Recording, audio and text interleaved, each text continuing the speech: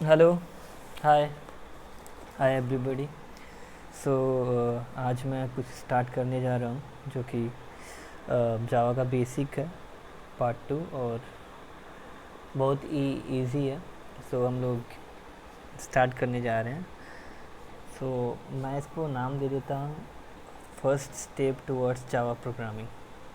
ठीक है कि मैं क्या करूँगा, प्रोग्रामिंग लिखते जाऊँगा और उसी के थ्रू मैं जावा का जो भी कॉन्सेप्ट है मैं आपको क्लियर करते जाऊँगा, उससे इजी रहेगा। ठीक है।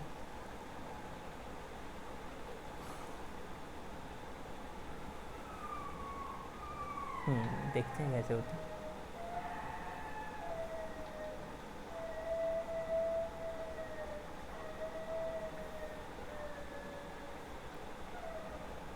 First step towards Java programming.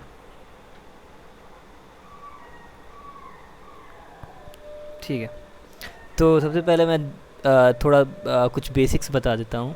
ठीक है कि जावा प्रोग्रामिंग में हम कमेंट्स कैसे लिखते हैं। ठीक है। अगर सिंगल लाइन कमेंट्स होगा तो कैसे लिखते हैं, मल्टी मल्टी लाइन कमेंट्स होगा उसको कैसे करते हैं। ठीक है। ताकि हम प्रोग्राम में उसको समझने के लिए हम ऐड करते जाएँ तो वो क्या होता है कि समझ में आते जाएगा। ठीक है, ये लाइन किस लिए यूज़ हुआ है ऐसे करके। तो सिंगल लाइन कमेंट्स को हम लोग ऐसे करके आगे जो भी कमेंट्स देना चाहते हैं दे सकते हैं। ठीक है, यहाँ पे हम कमेंट्स लिख सकते हैं कुछ भी। और मल्टी लाइन कमेंट्स रहेगा। मान लीजिए कि आपको बहुत सारा लाइंस को, मतलब बहुत सारे प्रोग्रामिंग कोड्स को कमेंट करना है तो आप ऐसे कर सकते हैं। मान लीजिए यहाँ से लाइन स्टार्ट हो रहा, ऐसे स्टार्ट हो रहा है और यहाँ पे एंड हो रहा, तो आप ऐसे लिख सकते हैं। ठीक है, ये चीज़ें हो गई। ठीक है।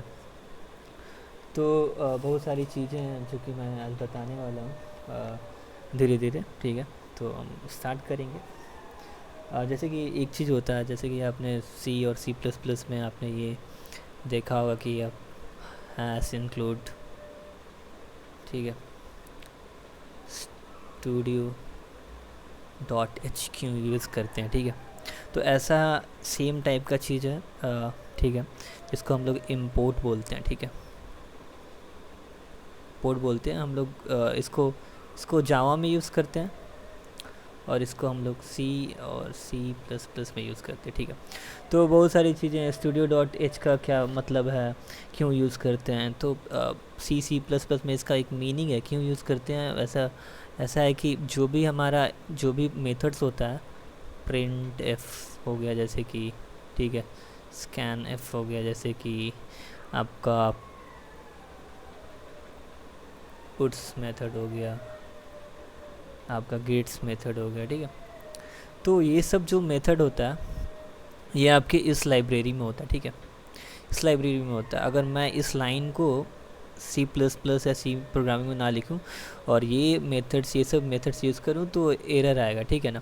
तो वैसे ही हमारा एक होता है इम्पोर्ट। ठीक है, इम्पोर्ट कीवर्ड होता है जो कि हम यूज़ करते हैं किसी भी चीज़ को। जैसे कि हमारा बहुत सारी चीज़ होता है, जैसे जावा में हमारा क्या होता है कि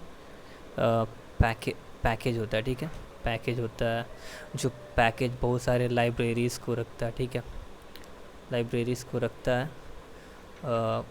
क्लासेस को रखता है। ठीक है, इंटरफेस को रखता है, और जो उस इंटरफेस में मेथड्स होंगे या जो उस क्लासेस में मेथड्स होंगे, अगर उस क्लासेस के मेथड्स को यूज़ करना चाहेंगे तो हम उसको इंपोर्ट कर देंगे। ठीक है, तो ये बहुत ही ईजी तरीका होगा। जैसे यहाँ पर मैंने बोला कि प्रिंट एफ हो गया, स्कैन एफ हो गया, पुट्स मेथड हो गया, गेट्स मेथड हो गया, तो इसका यूज़ करना इसलिए हमने ये यूज़ कर दिया। ठीक है, तो hash include studio dot H कर दिया। उसके बाद जैसे ही हमको जावा में अगर किसी पैकेज के क्लासेस को या इंटरफेसेस को या फिर किसी क्लासेस के मेथड्स को यूज़ करना होगा तो हमको वो पर्टिकुलरली पैकेज या क्लासेस जो भी है हमको वो इंपोर्ट करना पड़ेगा, नहीं तो हम लोग उसको यूज़ नहीं कर पाएंगे। और इसका एक और फ़ायदा है कि जैसे हम लोग hash include studio dot H है ना, तो उसको क्या करता है कि जैसे कि हम इसके किसी भी चीज़ को हम लिखते हैं। ठीक है, हमारे, और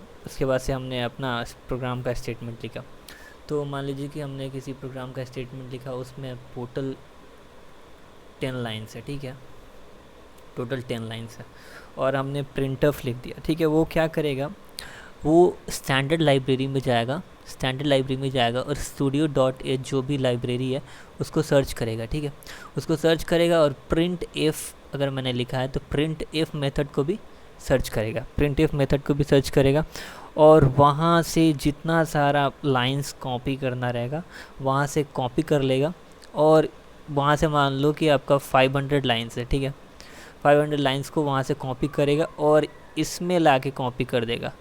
तो मेरा क्या है, टोटल यहाँ पर 10 लाइंस पहले से है और 500 लाइंस अभी हो गया, तो आपका टोटल कितना हो गया, 510 लाइंस। तो ये बिना मतलब का मेमोरी वेस्टेज हुआ। तो यही सब चीज़ों को एलिमिनेट करने के लिए हम लोग ये इम्पोर्ट जो काम करता है जावा में वो बहुत इजी होता है, ये एलिमिनेट कर देता है मेमोरी वेस्टेज को, ठीक है।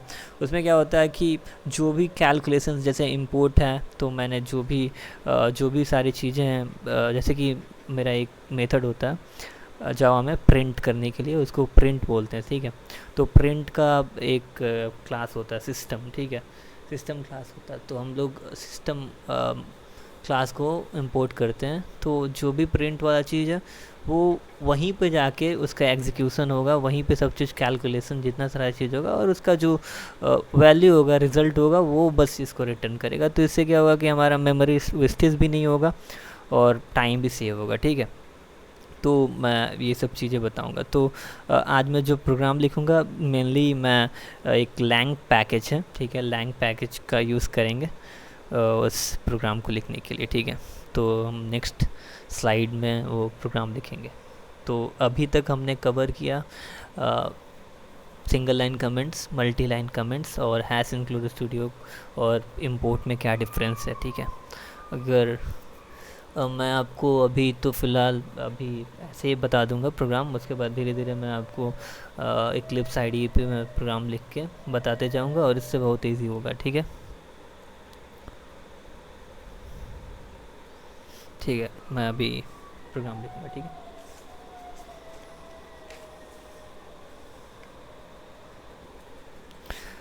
तो अभी हम लोग क्या करेंगे कि एक सिंटेक्स में बता देता हूँ, ठीक है।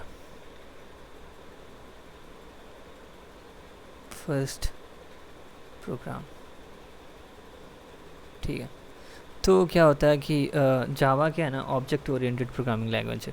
तो इसमें मुझे एक क्लास लिखना ही पड़ेगा, अदरवाइज़ वो एरर आएगा, ठीक है। एक क्लास होना चाहिए और ऑब्जेक्ट होना चाहिए, ठीक है। तो इसलिए मैं एक क्लास, इसका एक सिंटेक्स लिखते हैं, ठीक है। सिंटेक्स, ठीक है। तो सिंटेक्स लिखा जाएगा, ये सी कैपिटल है, ठीक है। और यहाँ पे क्लास का नाम होगा, ठीक है। वहाँ से मेरा एक ये ब्रेसेस स्टार्ट होगा, ठीक है। और इसमें जो भी आपको स्टेटमेंट्स लिखना है, मतलब प्रोग्रामिंग जो भी कोडिंग करना है इसके अंदर ही करते हैं, ठीक है। तो पहली चीज़ हम इंपोर्ट करते हैं, ठीक है। जिस भी पैकेज का हमको चाहिए होता है, मेथड्स या इंटरफेसेस, क्लासेस, तो हम इंपोर्ट करते हैं। तो मैंने जैसा कि आपको बोला कि सबसे पहले आज हम जो इंपोर्ट करने वाले हैं वो एक पैकेज है जिसका नाम है java.lang पैकेज। उसमें आपका ये सिस्टम जो हो गया क्लास हो गया, ठीक है। तो सिस्टम क्लास का जितना सारा हमारा मेथड्स होगा हम यूज़ कर पाएंगे, ठीक है। ओके, तो सबसे पहला स्टेट इंपोर्ट का होता है, फिर हमने क्लास लिखते हैं, वहाँ पे क्लास का नाम लिखते हैं और उसके अंदर जो भी स्टेटमेंट्स कोडिंग होते हैं वो कर देते हैं, ठीक है। दूसरा स्टेप हो गया, ठीक है ये। अब देखिए, अब क्या होता है कि हमारे क्लास में एक मेथड होता है जिसको हम मेन मेथड बोलते हैं, ठीक है। मेन मेथड को हम मेन से लिखते हैं, जैसे मेन लिखते हैं, ठीक है। और उसके आगे ये कीवर्ड्स लगाते हैं, पब्लिक लिखा है मैंने, पब्लिक स्टैटिक, ठीक है, मेन, और यहाँ से ब्रैकेट स्टार्ट करते हैं और स्ट्रिंग ARGS ऐसे कर देते हैं, ठीक है। इसका ब्रैकेट यहाँ से स्टार्ट होगा और ये यहाँ पे ख़त्म होगा, ठीक है, ये, ठीक है। तो हम मैं बताते जाऊँगा इसको क्यों लिखा जाता है, ठीक है, एग्जैक्टली इसका यूज़ क्या है।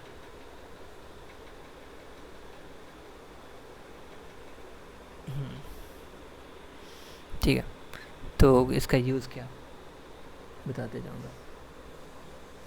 क्या होता है ना कि हमारा एक JVM होता है, ठीक है, जो भी JVM क्या करता है कि वो प्रोग्राम का एग्जीक्यूशन स्टार्ट करने के लिए काम करता है, ठीक है।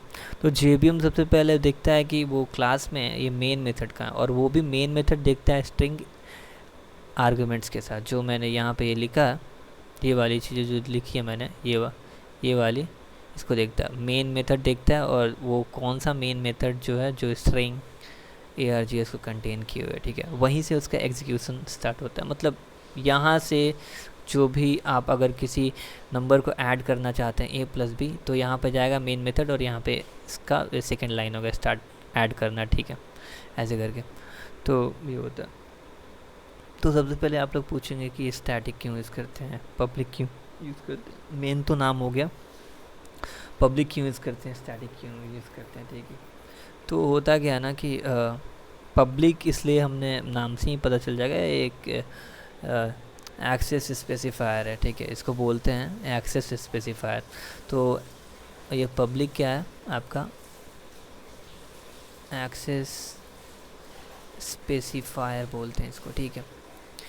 एक्सेस स्पेसिफायर नाम से ही पता चलता है कि इस मेन मेथड को किसका किसका एक्सेस होगा, ठीक है। अगर हम पब्लिक इसको डिक्लेयर कर देते हैं तो कोई भी इसको एक्सेस कर सकता है, मतलब ये सबके लिए, ठीक है, पब्लिक लिए कोई भी इसको एक्सेस कर सकता है। तो फिर स्टैटिक का क्या यूज़ होता है, ठीक है, पब्लिक का मैंने बता दिया, स्टैटिक का क्या यूज़ होता है, ठीक है।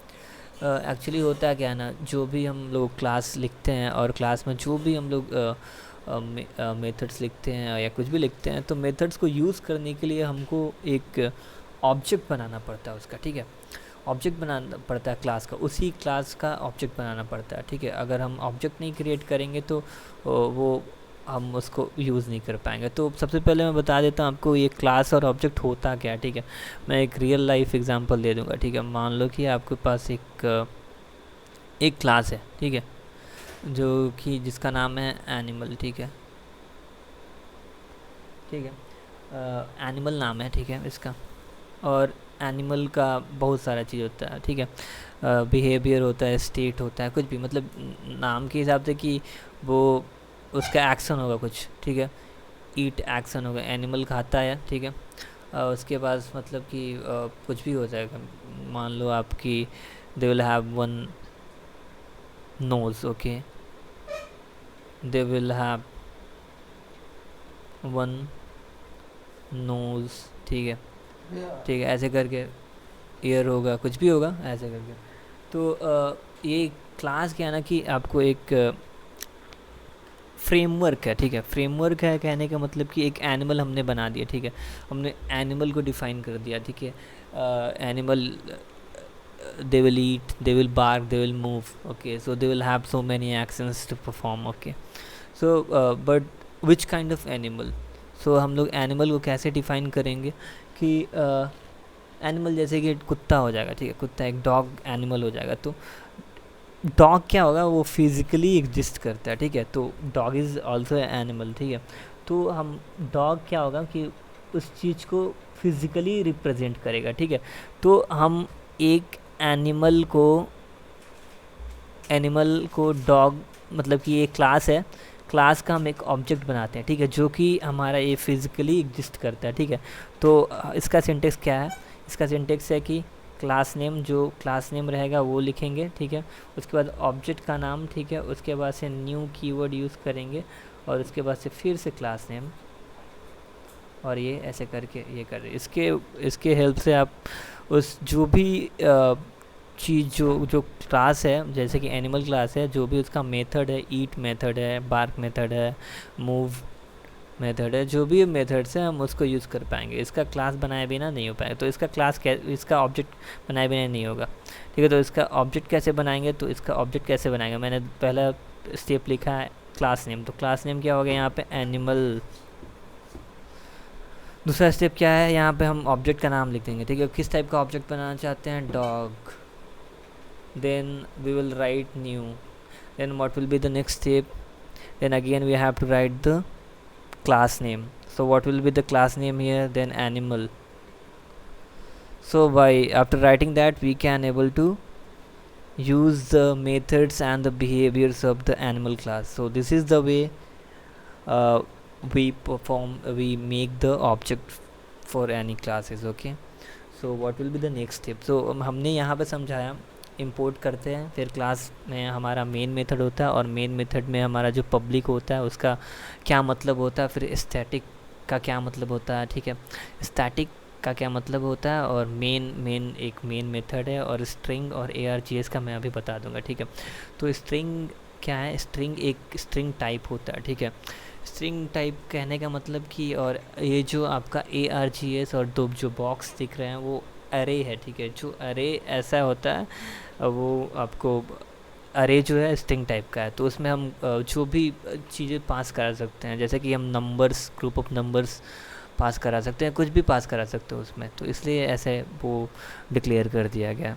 तो इसके बारे में डीपली हम जब स्ट्रिंग और अरे बताऊंगा मैं, तो आपको उस टाइम काफ़ी क्लियर हो जाएगा, ठीक है। तब तक के लिए मैं आपको आगे की चीज़ें बताता हूँ, ठीक है। तो हमने यहाँ तक ये बताया। तो स्टैटिक का मैंने ये बताया कि स्टैटिक अगर मैं कीवर्ड यूज़ कर दूंगा मेथड का, तो हम बिना ऑब्जेक्ट क्रिएट किए हुए, जैसे कि मेन किसी का तो होगा, मेन किसी का तो होगा, ठीक है।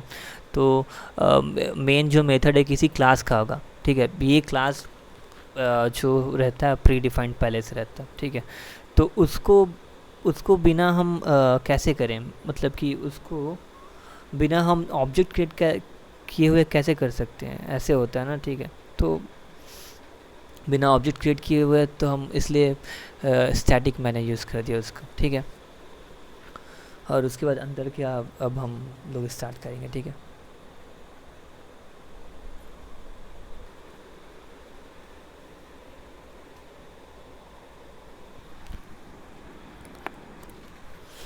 तो हमारा एक और क्वेश्चन, इंटरव्यू क्वेश्चन ये हो जाएगा कि अगर अगर what happens if string ARGS is not written in main method. अगर हमारा जो कहने का मतलब है कि जो अगर मेन मेथड में स्ट्रिंग ARGS नहीं होगा तो क्या, मतलब क्या क्या प्रॉब्लम हो जाएगा, ठीक है। तो इसका यही कहने का मतलब है कि अगर हमारा स्ट्रिंग ARGS मेथड नहीं होगा तो कोड जो है कंपाइल तो करेगा, ठीक है, लेकिन जो JVM जो है जावा वर्चुअल मशीन, वो क्या रन नहीं कर पाएगा कोड को, ठीक है, बिकॉज वो रिकग्नाइज ही नहीं कर पाएगा। मैंने यही बोला कि JVM क्या करता है, एग्जीक्यूशन स्टार्ट करता है मेन मेथड से, वो मेन मेथड को देखेगा, लेकिन ऐसा मेन मेथड रहना चाहिए जो इसके पास स्ट्रिंग ARGS हो, ठीक है। अदरवाइज़ वो रिकग्नाइज नहीं करेगा और रन नहीं करेगा, वो कंपाइल कर जाएगा लेकिन रन नहीं होगा, जो भी उसमें आपने कोड लिखा उसको रन नहीं कर पाएगा, ठीक है, आपका आउटपुट रिजल्ट नहीं आ पाएगा। तो यही डिफरेंस होता है, ठीक है। तो आज आज हम लिखते हैं, ठीक है, कि कैसे हम लोग प्रिंट कराते, ठीक है। अदरवाइज़ आपको समझ में नहीं आएगा, तो मैं आपको बताता ही हूँ, ठीक है। ओके,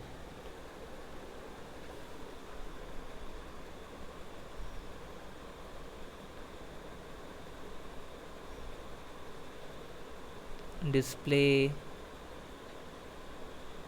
मैसेज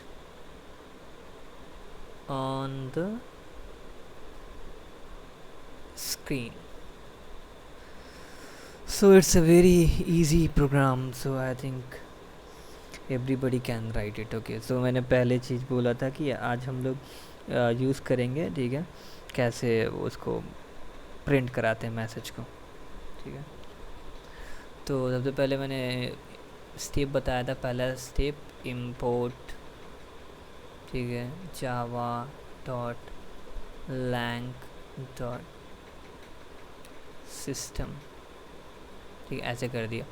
उसके बाद से क्लास नेम जैसे कि क्लास नेम कुछ भी हो सकता है, ठीक है, क्लास नेम कुछ भी हो सकता है, ठीक है।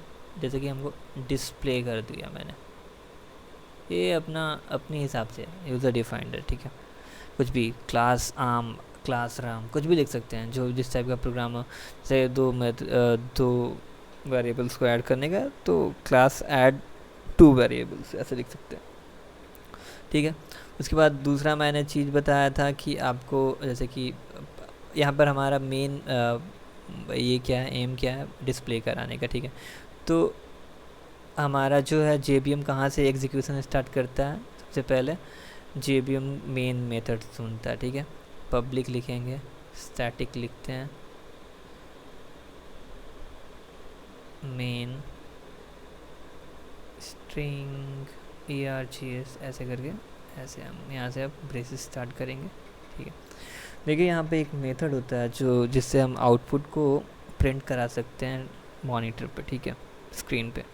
तो उसका ये मेथड होता है, ठीक है।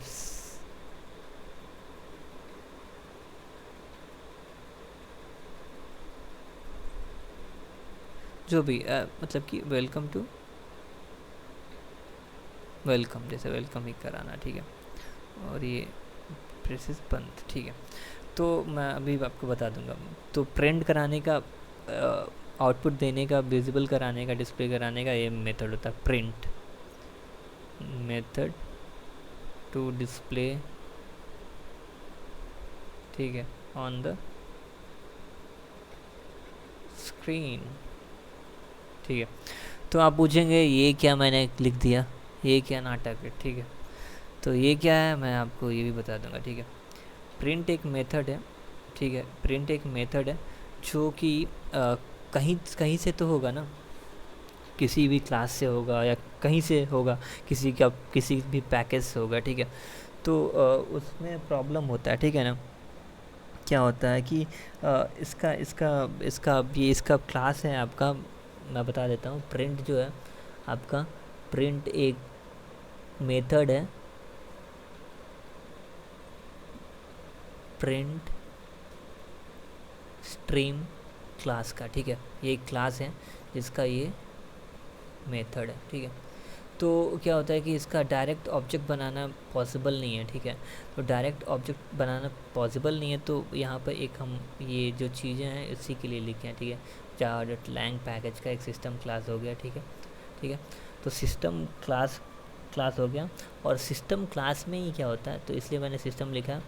और सिस्टम क्लास में एक वेरिएबल है, स्टैटिक वेरिएबल आउट, ठीक है, जो कि जब जैसे ही हम सिस्टम डॉट आउट लिखते हैं ना, ये इसका प्रिंट स्ट्रीम का ऑब्जेक्ट क्रिएट हो जाता है, ठीक है। क्रिएट हो गया, इतना लिखने पे आपका प्रिंट स्ट्रीम का ऑब्जेक्ट क्रिएट हो गया, और आप इसके बाद से प्रिंट मेथड यूज़ कर सकते हैं, प्रिंट स्ट्रीम क्लास का यूज़ कर सकते हैं। तो आपको ये चीज़ हो गया, तो आपको पता चल गया है सिस्टम डॉट आउट क्या है, ठीक है। तो ये चीज़ होगी, यहाँ पे हमारे स्क्रीन पे वेलकम दिखा देगा, ठीक है। ये काफ़ी इजी था। और इसी में एक होता है, जैसे कि आपका प्रिंट बता दिया, एक प्रिंट मेथड हो गया, ठीक है। और इसी में होता है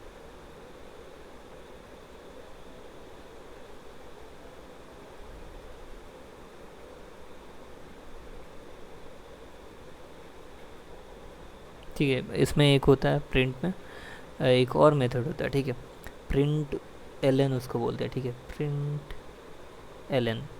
प्रिंट एल और सेम चीज़ यहाँ पे जो भी आपको प्रिंट कराना हो, ठीक है, करा सकते हैं। तो प्रिंट, और इसके ये भी सेम चीज़, यहाँ पे भी सेम सिस्टम डॉट आउट लिखा जाएगा, सिस्टम डॉट आउट, ठीक है, जो भी है, ठीक है, ऐसे करके। तो लेकिन इसमें क्या डिफरेंस है, डिफरेंस यही है, ठीक है। एक्चुअली ऐसा होता है ना, both the methods are use to display the result on the monitor only, okay. So but what happens, print method display the result and then retains the cursor in the same line, okay। अगर हमको next line के लिए चाहिए तो वो cursor को throw करने के लिए प्रिंट एलन करता है, ठीक है। जैसे कि मैंने ये किया, system dot out dot print welcome, उसके बाद से मैंने एक और लिख दिया, system dot out dot print, ठीक है, वेलकम 1, ठीक है। तो ये क्या करे, प्रिंट कर देगा आपको वेलकम 1। लेकिन हमको क्या चाहिए कि वेलकम के बाद ये लाइन जो ये वेलकम 1 है यहाँ पे आ जाना चाहिए। तो उसके लिए मैं क्या करूँगा, system dot out dot print, ठीक है, इसको मैंने कमेंट दे दिया, तो मतलब कि इसका ये जो अब लाइन यूज़ में नहीं आएगा, ठीक है, ये जो लाइन यूज़ में नहीं आएगा। तो इसको इसको इसको लिखने के लिए क्या करना पड़ेगा, system dot out dot print L N, और मैं वेलकम 1 लिख दूंगा। तो सिस्टम प्रिंट के बाद, सिस्टम प्रिंट मतलब यहाँ से JVM एग्जीक्यूशन स्टार्ट करेगा, पहला लाइन ये, ठीक है। उसके बाद से ये वाला जो लाइन आएगा, तो मैंने गलत कर दिया ना, यहाँ पे ln कर दूंगा, ln, ठीक है, ln करूँगा, ठीक है, ln करूँगा, प्रिंट प्रिंट कर देगा, और जो कर्सर जो होगा ln की वजह से ये नीचे वाले लाइन पे थ्रो कर देगा। उसके बाद आपका जो वेलकम 1 यहाँ पे लिख दिया जाएगा। तो मैंने जितना भी समझाया आज के लिए, जो भी ये सिंटेक्स वगैरह है, आपको बहुत सारी चीज़ें मैंने बताई जो कि बहुत ही बेसिक्स है, ठीक है। नेक्स्ट वीडियो में मैं फिर से आपको आगे की चीज़ें बताऊंगा, और काफ़ी इंटरेस्टिंग चीज़ें हैं, और काफ़ी इजी तरीके से आपको समझ में भी आएगी, ठीक है। तो अगले वीडियो में मिलते हैं। Thank you.